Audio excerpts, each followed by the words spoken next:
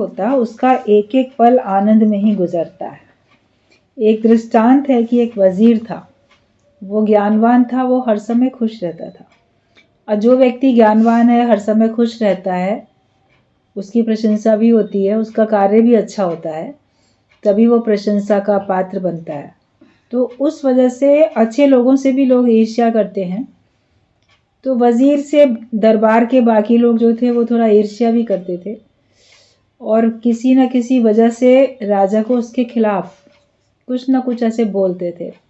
फिर कुछ ये बोलते थे, देखो इसको तो कोई परवाह नहीं है, ये तो हर समय खुश रहता है, आप इसका इतना ख्याल रखते हैं इसीलिए खुश रहता है, इसके पास सब कुछ है इसीलिए खुश रहता है, मुसीबत आए तो पता चले। ये भी आपस में लोग बोलते हैं ना, आप लोग खुश रहोगे तो बोलेंगे कि देखो कोई दुख तकलीफ नहीं आई है ना, इसीलिए बड़े खुश नज़र आ रहे हैं, इनके ऊपर मुसीबत पड़े तो पता चलेगा कि दुख होता क्या है, तब देखें ये लोग हंसते हैं कि नहीं हंसते हैं, तब देखें ये लोग खुश रहते हैं कि नहीं रहते हैं। तो लोग इस प्रकार से बोलते रहते हैं।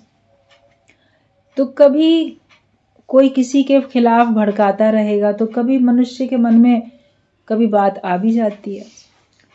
तो एक बार उसकी किसी छोटी सी बात पे राजा नाराज हो गया। वैसे तो वो हमेशा काम अच्छा करता था, लेकिन उसकी छोटी सी बात पे राजा बड़ा नाराज हो गया, और इतना नाराज हुआ कि उसको कहा कि इसको ना आज शाम को फांसी दे दी जाएगी, और कहा जाओ तुमको शाम को 6 बजे फांसी पे लटका दिया जाएगा। उसकी बात सुनने को भी राजा तैयार नहीं। कभी कोई अपनी बात बताना भी चाहे, सफाई भी देना चाहे, तो कभी कोई नहीं भी सुनते हैं, नहीं भी करते हैं।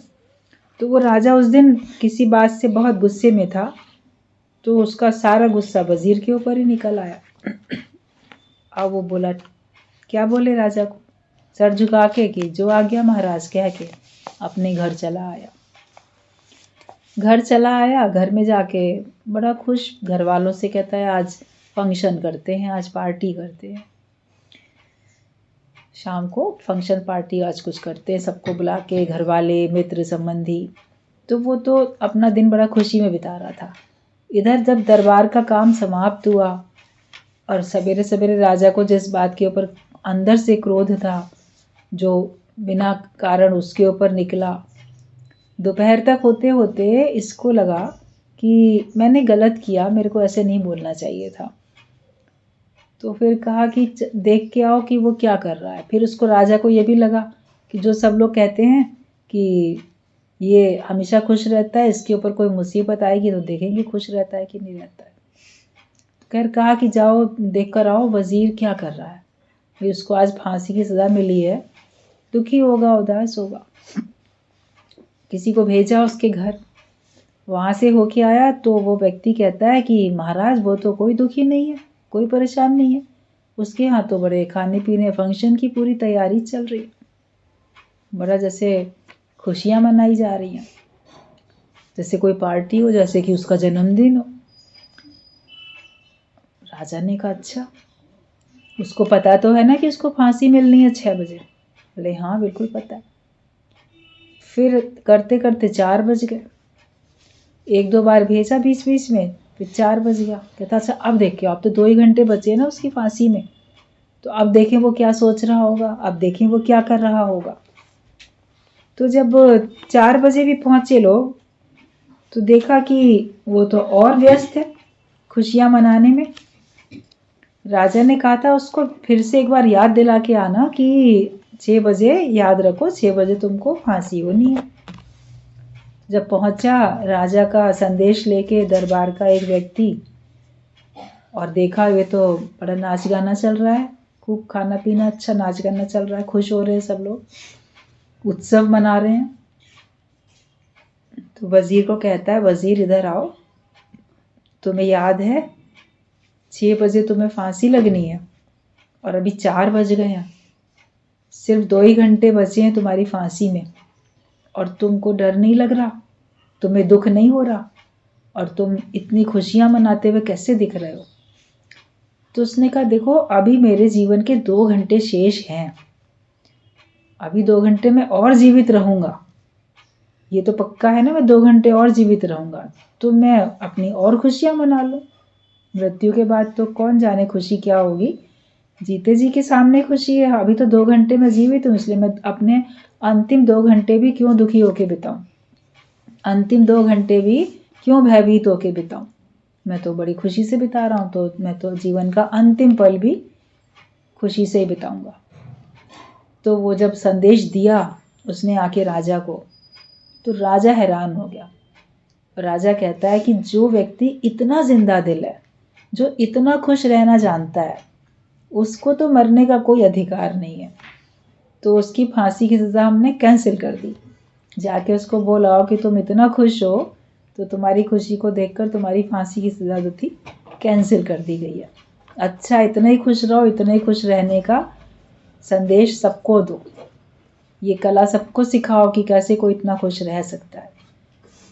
तो चूंकि वो इतना प्रसन्न था तो उसकी मौत भी टल गई।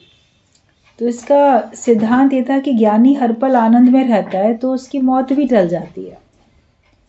जैसे कि मृत्यु भी उसको मार नहीं सकती, वो उसकी खुशियों को लोग याद रखेंगे, उसके प्यार को लोग याद रखेंगे, और उसको कोई ये नहीं बोलेगा कि ये अब नहीं है हमारे बीच में।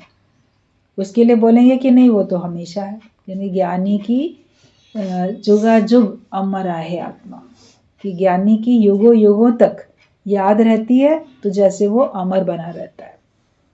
आत्मा तो वैसे भी हर एक की अमर है।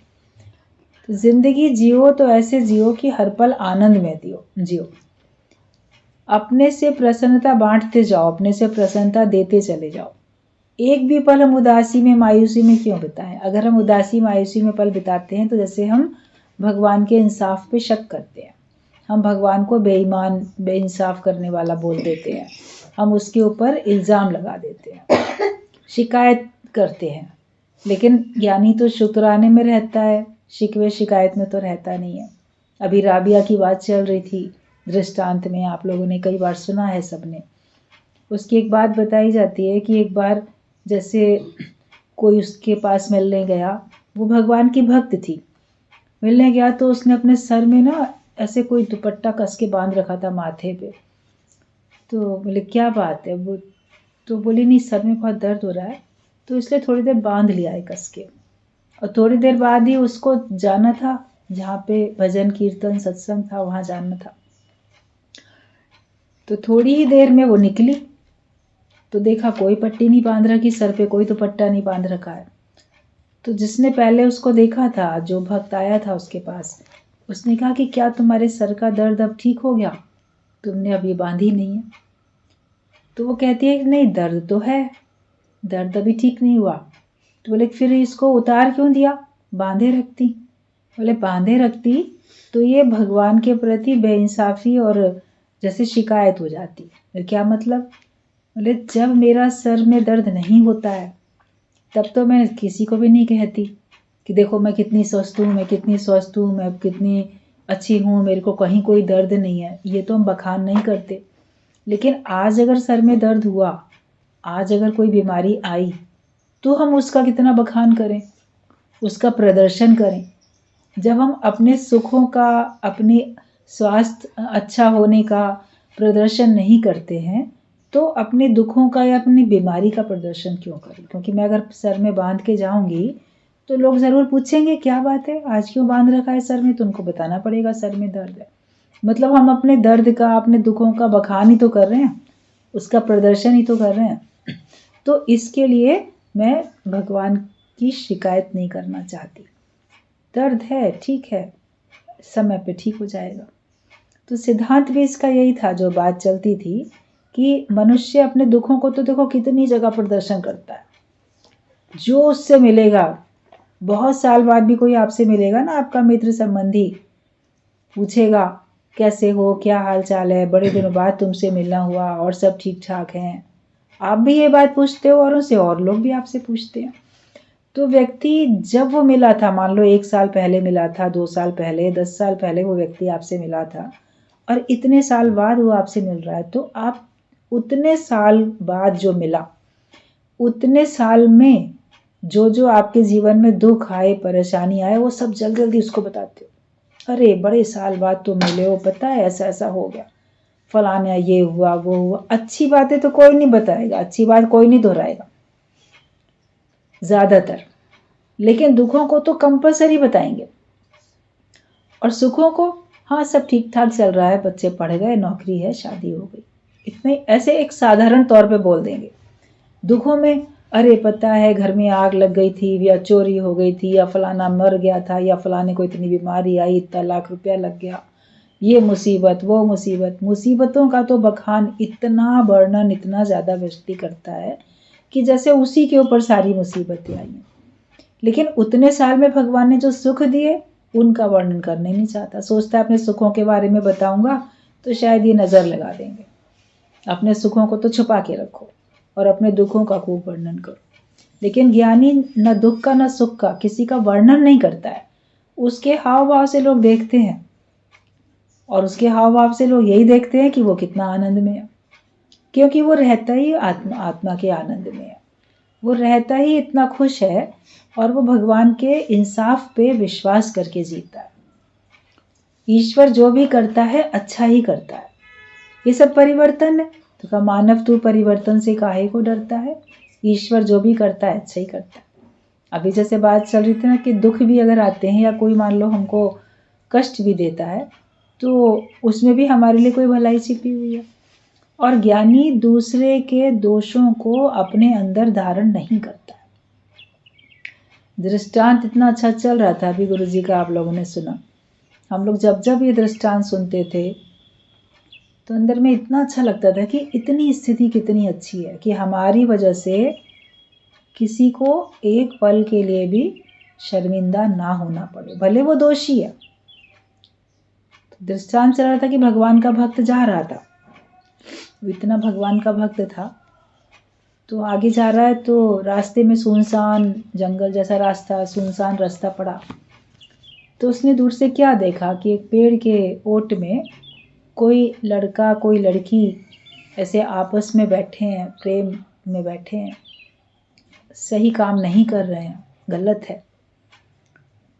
लेकिन अब वो रुक भी नहीं सकता था कि ठीक है वो अपना सब काम करके मेल मिलाप करके चले जाएं तब मैं जाऊं। उसको रास्ता पार भी करना था, और वो सोचता है कि मैं जाऊंगा तो ये लोग देख लेंगे एकदम से कि मैं आया हूँ, तो ये लोग हड़बड़ाएंगे और ये लोग शर्मिंदा हो जाएंगे कि इनको गलत हरकत करते हुए किसी ने देख लिया। तो मैं हालांकि काम ये गलत कर रहे हैं लेकिन मैं इनको शर्मिंदा क्यों करूं, मगर मुझे अपना रास्ता भी लेना है। तो उसने क्या युक्ति की कि वो चलने लगा आगे और फिर बोलने लगा, अरे कोई अंधे को रास्ता बता देना, कोई अंधे को रास्ता पार करा देना, अंधे से कोई टकरा मत जाना। ऐसे अंधे की एक्टिंग करता हुआ उतने रास्ते से आंख बंद करके वो जाने लगा। तो उन लोगों ने एकदम हड़बड़ा के देखा, तो पहले तो घबराए, फिर जैसे सुना कि ये तो बोल रहा है कि ये अंधा, तो शुक्र मना, अरे शुक्र है ये अंधा है, कम से कम इसने हम लोग को ऐसी कोई अश्लील हरकत करते हुए इसने हमको देखा नहीं। तो उनके अंदर में शर्मिंदगी जो एकदम से आ जाती वो नहीं आई, उनको लगा चलो शुक्र है ये अंधा है। तो उसने तो अपना रास्ता पार कर लिया, उसने उसके दोषों को नज़रअंदाज करके आँख होते हुए भी अंधे की एक्टिंग की और वो आगे चला गया। जब वो आगे चला गया तो सामने जब रास्ता पार हो गया तो उसने अपनी आंखें खोल ली, जाने लगा। तभी क्या देखता है, सामने तो भगवान प्रकट हो गए। भगवान ने उसको दर्शन दे दिए। तेरे भगवान तुम्हारे दर्शन करने में चला आया, जो दूसरे के ऐब ढक सकता है, जो दूसरे को शर्मिंदगी से बचा सकता है, तो उसका दर्शन तो मैं भी करने के लिए चला आया हूँ।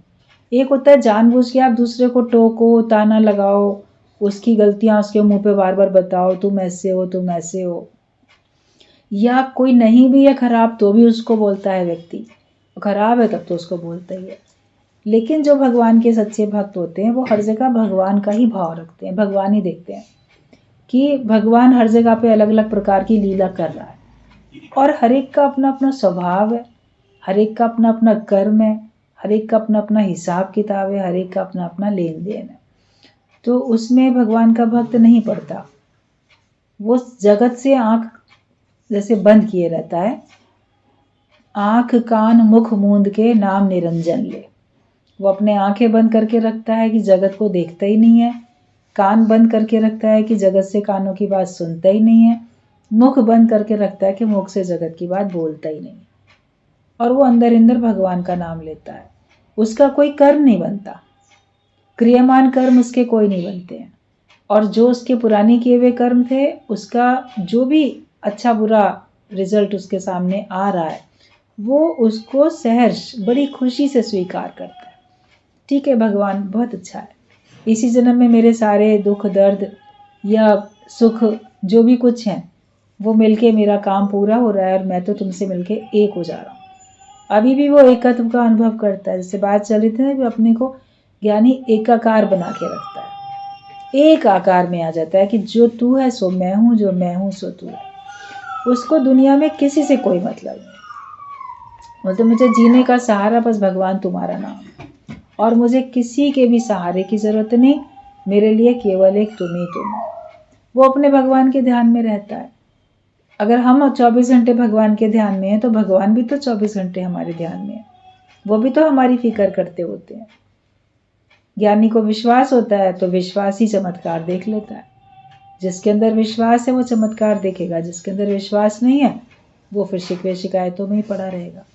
तो हर पल आनंद में रहने की कला ज्ञानी सीख लेता है, इसलिए उसको न मृत्यु का डर होता है और न किसी और प्रकार की उसको चिंता होती है। वो उसको ये समझ है कि कैसे एक एक मिनट में वो जीवन का मजा लेता है। तो जो एक एक मिनट में जीवन का मजा ले ले तो वो ही जीने के लायक है। जो जीने का आनंद लेना जानता है उसी को जीने का अधिकार है, वो जीने के लायक है।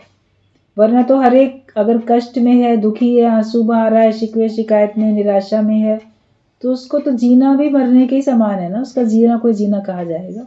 वो खुद अपनी जिंदगी से खुश नहीं। जब तुम स्वयं अपनी जिंदगी से खुश नहीं हो तो तुम्हारा जीवन और मरण तो एक समान है, बल्कि आपको लग रहा है मरण ज्यादा अच्छा होगा। जीवन में कष्ट है, मरने में कष्ट नहीं होंगे, तो आपका जीना कोई जीना कहा ही नहीं जाएगा। लेकिन जिंदगी जिंदा दिली का नाम है। हर बात में खुश रहो और हमेशा अच्छी बातें याद करो। अच्छी बातें याद करके खुश रहो। आप अच्छी बातें याद करके खुश नहीं होते, आप कष्ट वाली बातें याद करके अपने को डिप्रेस करते रहते हो, अपने को परेशान करते रहते हो। जो भगवान ने दिया उसका शुक्राना गाते रहो। शुक्र है भगवान ने मनुष्य शरीर दिया, 10 इंद्रियां हैं, 10 इंद्रियां फिलहाल अच्छा सा काम कर रही हैं, हाथ पैर चल रहे हैं, आँख कान सब काम अपना कर रहे हैं, सारी इंद्रियां अपना अपना कार्य ठीक कर रही हैं। बुद्धि तुम्हारी फिलहाल ठीक है, और भगवान का शुक्र मनाओ, तुमको ब्रह्म ज्ञान मिल गया, तुम्हें सत्संग मिला। तो ये सब जो कुछ हमारी उपलब्धियां हैं, जो कुछ हमको मिला है, इस बात का तो हमको शुक्र मनाना चाहिए। और जब कभी खाली बैठो याद करो तो भगवान को या भगवान के ज्ञान को, भजनों को, कोई अच्छे पॉइंट्स, नहीं तो कोई ऐसी बात, ऐसी घटना याद करो जिससे आपको बहुत खुशी मिली थी। कोई तो बचपन से लेके आज तक एक घटना भी तो ऐसी होगी जिसके से आपको बहुत खुशी मिली होगी, तो हर बार उसी को याद करो। एक दुख मिला तो हर बार उसी को याद करके बराबर दुखी होते हो, लेकिन एक सुख को याद करके हर बार याद करके क्यों नहीं सुखी होते? आदत नहीं है, खुश होना मनुष्य जानता नहीं। कल सत्संग के बाद ऐसे किसी को, जो भी सत्संगी प्रेमी यहाँ बैठे थे, तो बात चल रही थी तो कोई चुटकुला सुनाया तो हमने देखा सब लोग खूब हंसे, और कुछ एक दो लोग थे जो थोड़ा दूर थे, वो नहीं सुन पाए। तो वो बोले कि कोई चुटकुला चला था, सब लोग बड़ा हंस रहे थे और हम नहीं सुन पाए। हमने कहा अच्छा फिर सुनाते हैं, तुमको भी सुना देते हैं। वो लोग, जो भी लोग थे, 2 लोग जिन्होंने नहीं सुना था, वो लोग आके बैठे, और बाकी सारे जितने भी बैठे थे सब पहले से सुन चुके थे। और जब बताया तो हमने देखा जो लोग सुन चुके थे वो लोग कोई हंसे ही नहीं दोबारा, और जिनको सुनाया गया केवल वो ही हंसे, क्योंकि उनको लगा ये तो बात हम सुन चुके हैं ना, तो इसमें हंसने की क्या जरूरत है। मतलब हंसने में भी कंजूसी, इतने कंजूस, हंसने में ही कंजूस। आप बार बार हंसो ना, उतनी खुशी से हंसो जैसे मैं पहली बार सुनाओ। ऐसे अपने सुख आप याद ही नहीं करते हो, तो फिर उसमें खुश भी नहीं होते हो, और याद भी करोगे तो खुश नहीं होगे। हाँ थे, सुख थे, दुख तो ये है ना दुख को जितनी बार याद करोगे उतनी बार दुखी हो जाओगे, और सुख को बस एक बार सुखी हो गए उसके बाद खत्म किस्सा। लेकिन जो जिंदा दिल लोग होते हैं वो बार बार उस सेम चीज को याद करके खुश होते रहते हैं। एक और चुटकुला था कि कुछ दोस्त थे, बड़े हंसमुख थे, बहुत हमेशा खुश रहते थे। ग्रुप थी पूरे उनकी मंडली दोस्तों की। तो एक बार वो कहीं बैठे थे और देखे तो ठहाके लगा रहे थे, खूब ठहाके लग रहे थे। कोई आदमी वहां से गुजरा, उसने सोचा कि सुनो ये लोग आखिरकार बात क्या कर रहे हैं जो ये ठहाके लगा रहे हैं। तो वो भी वहीं पास में खड़ा हो गया। तो देखा वो लोग बैठे हंस रहे हैं, एक व्यक्ति ने कोई नंबर बोला 71। अब सुनते के साथ ही लोगों ने खूब ठहाके लगाए। फिर किसी ने कहा 35, तो ठहाके लगा रहे हैं। कोई बोल रहा है 20, कोई नंबर। अरे ये क्या बात हुई, कोई नंबर बोल रहे हैं ये, और नंबर सुन के इन्हें किस बात के लिए ठहाके लगाने की पड़ रही है, कोई हंसी की बात भी नहीं है। संख्या सुन के कौन ठहाके लगा सकता है।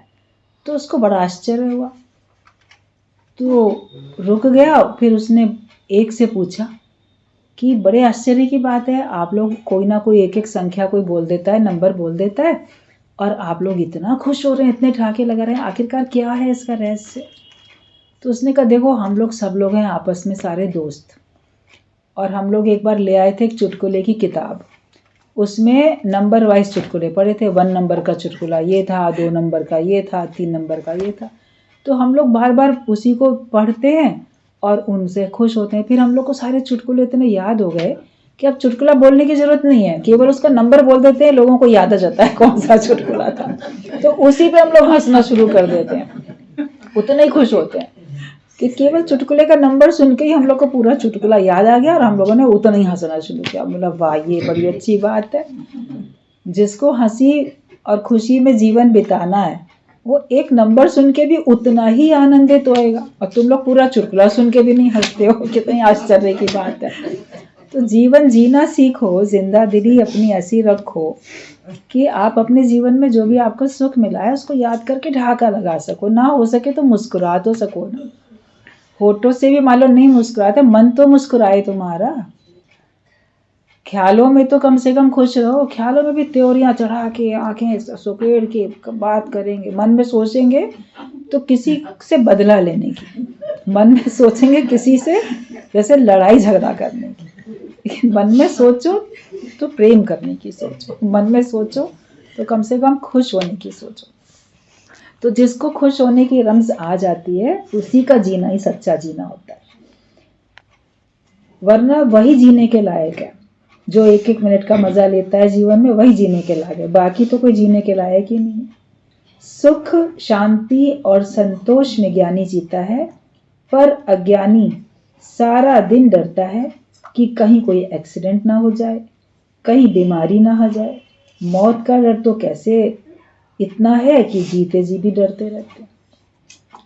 ज्ञानवान तो सुख में, संतोष में, आनंद में अपना जीवन बिताता है, लेकिन अज्ञानी व्यक्ति हर समय डरेगा कहीं एक्सीडेंट ना हो जाए। आपके घर का कोई व्यक्ति बाहर गया, जब तक शाम तक दोपहर तक जब तक वो लौट के नहीं आ जाएगा एक भय बना रहेगा कहीं उसका रास्ते में एक्सीडेंट तो नहीं हो जाएगा।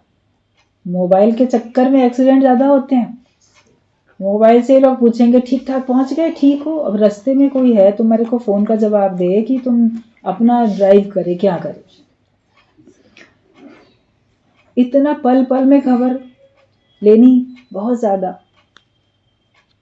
भगवान खैरियत से जाए, एक्सीडेंट ना हो जाए या कहीं किसी की मृत्यु ना हो जाए। अज्ञानी व्यक्ति हर समय भय में जीवन जीता है, लेकिन ज्ञानवान आनंद में जीता है। भयभीत होकर जीना मरने के समान है, और आनंद में जीना ही सच्चा जीना होता है। तो अज्ञानी तो सारे दिन डरेगा, लेकिन ज्ञानवान जो है वो सुख में, शांति में और संतोष में जिएगा। कमजोरी मौत है, पर शक्तिशाली ही सच्चा जीता है। जो शक्तिशाली होकर रहता है वही सच्चा जीवन जीता है। अगर तुम कमजोर हो तो तुम्हारे लिए जीवन मौत के समान है। जो भगवान पर विश्वास रख के बैठा है वही सच्चा जीवन जीता है। जहां मेरा है वहीं डर है। मेरा घर तो डर है, मेरे घर में आग ना लग जाए, मेरे घर में कुछ चोरी ना हो जाए, एक बार किसी के यहाँ पड़ोस में आग लग गई, तो जो घर था बराबर वाला, उसके लोग डरने लगे, आग ना लग जाए, आग ना लग जाए। तो घर के मालिक ने क्या किया, एक बार आया, बोला अपनी पत्नी से कि डरो नहीं, मैंने ना ये घर बेच दिया। बोले बेच दिया? अब हम लोग कहाँ रहेंगे, घर क्यों बेच दिया? बोले इसलिए बेच दिया, रहेंगे इधर ही, लेकिन हमने बेच दिया, अब ये किसी और का है। और जो मालिक है वो विदेश में रहता है, जिसने खरीदा है, तो उसने कहा है कि तब तक तुम लोग ऐसे किराएदार रहो यहाँ पे। तो उसकी पत्नी बड़ी खुश हो गई, चलो ठीक है, अब आग लगेगी तो उसका घर जलेगा, मेरा नहीं जलेगा कम से कम। जो उसको इतना डर लग रहा था, घर बेचा नहीं था, लेकिन उसको कह दिया। तो ज्ञानी तो अपना सारा जीवन भगवान को बेच देता है, तो जिसकी जले वो पछताए, मेरा है ही नहीं, तो हम क्यों डरेंगे? जहाँ मेरापन है वहां पे मन डरता रहता है। मेरा संसार में कुछ नहीं है तो मेरा डर भी नहीं है। मेरा कहने का मन है तो बोलो भगवान मेरे हैं और कोई मेरा नहीं है। और भगवान का तो कभी नाश होगा नहीं, भगवान का कभी बुरा होगा नहीं, बल्कि जो भगवान के संपर्क में, भगवान के साथ में रहेगा, उसका कोई नाश नहीं होगा, उसका कोई बुरा नहीं होगा। तो भगवान पे विश्वास रख के बैठता है ज्ञानी, और जहाँ मेरा है वहाँ डर है, इसलिए वो मेरा किसी को मानता ही नहीं है। वो कहता है भगवान सब तेरा है, ना तुम किसी में फंसो, ना किसी को अपने में फंसाओ। ये तुम पाप करते हो जो अटकते अटकाते हो। ये पाप हो रहा है, किसी को अपने में अटका लिया, किसी में खुद अटक गए, बातों में किसी को फंसा लिया। अभी लोग कितना क्राइम करते हैं, बातों में फंसा के ही तो। ठगी बेईमानी कितनी ज्यादा हो रही है, सब कितना तरीके से आप लोग, सब लोग न्यूज़ देखते रहते हो, पेपर में पढ़ते भी रहते हो। अभी महाकुंभ की तैयारी वो चल रहा है, तो उसके लिए कितनी ऑनलाइन ठगी हो रही है। लोग वहाँ सब जाना भी चाहते हैं, वहाँ पे ठहरने की व्यवस्था भी चाहते हैं, एंट्री भी चाहते हैं, स्नान भी चाहते हैं, तो उसके लिए सब ऑनलाइन फेक वेबसाइट बना के लोग पैसा ठग रहे हैं, बुकिंग करके लाखों रुपए ले रहे हैं, और वो सचमुच में वो है भी नहीं। फिर वहाँ पे जो जाएंगे, जब वो लोग जाते हैं तो कहते हैं वो तो है ही नहीं, लेकिन आप पैसा दे चुके, और फिर लेके उन्होंने अपना सब क्लोज भी कर दिया। तो कितनी ठगी हो रही है। भगवान के नाम पे, किसी के आस्था विश्वास के नाम पे ठगी करते हैं। कहीं झूठ बोलेंगे, कहीं डराएंगे धमकाएंगे, इतने लाख हमारे को दे दो वरना तुम्हारे बच्चे को हम मार डालेंगे, कहीं ये बहुत कुछ होता रहता है। तो मनुष्य दूसरे को अपनी बातों में फंसाता है, या कभी खुद फंसता है, किसी के चक्कर में चंगुल में फंस जाता है। ज्ञानी ना किसी को अपने में अटकाए, ना किसी में अटके, ना किसी को ठगे, ना किसी की ठगी में वो आता है, वो सरल होके रहता है। तो तुम ना किसी में फंसो और ना किसी को फंसाओ। तो तुम ये पाप करते हो अगर तुम किसी में अटकते हो या किसी को अपने में अटकाते हो।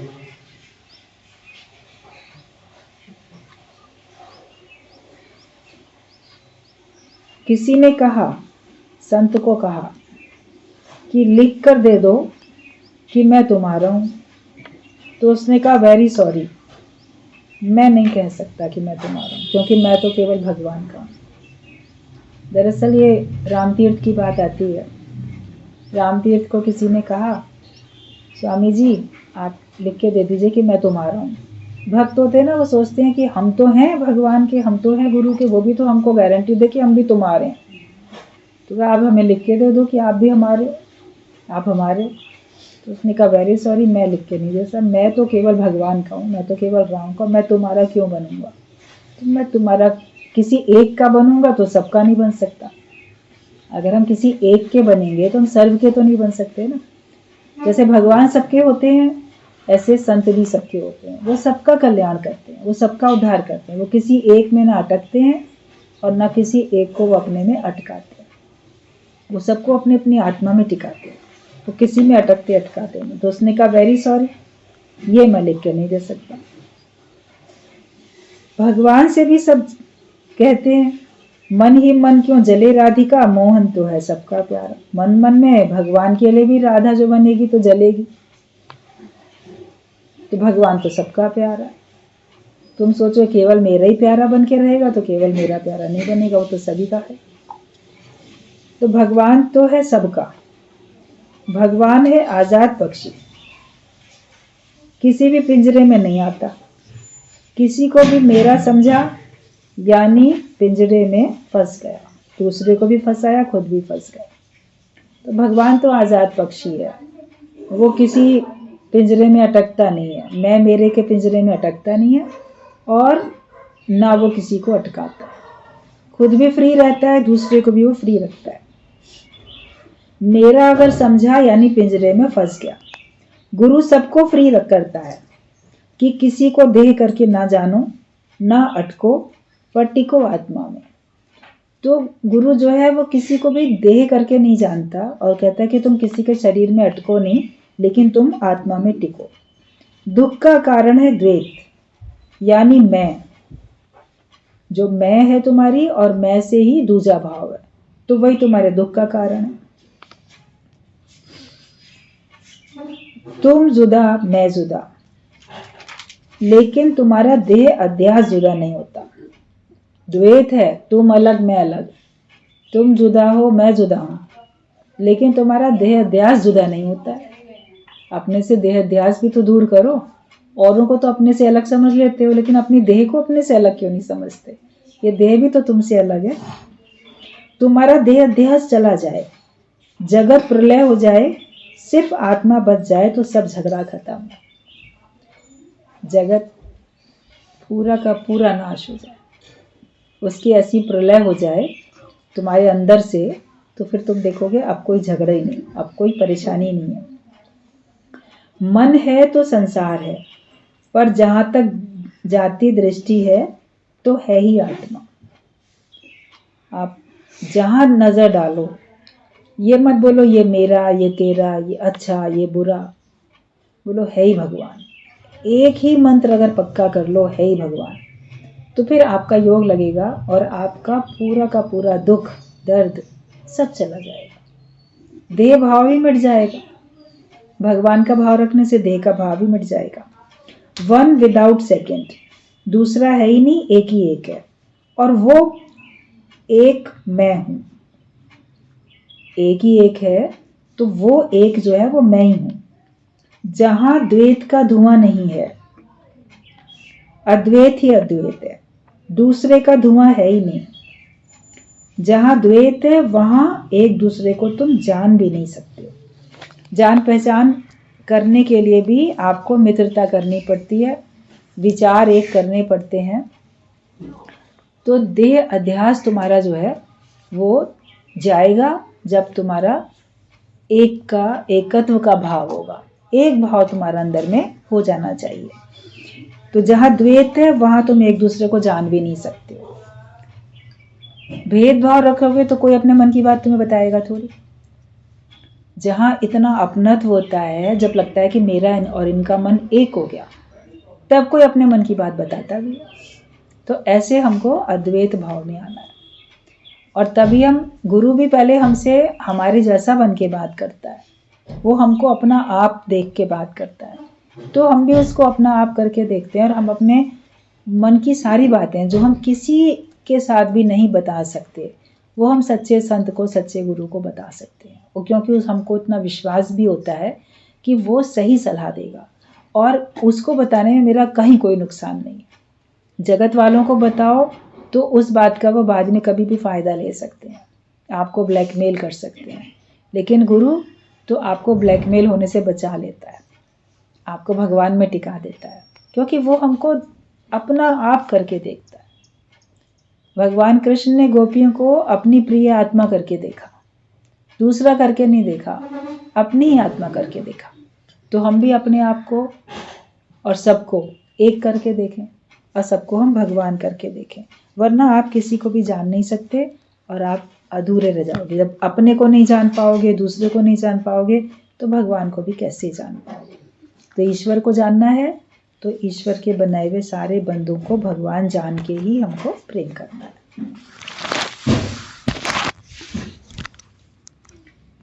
आज हो गया पूरा हम लोग का जो चल रहा था।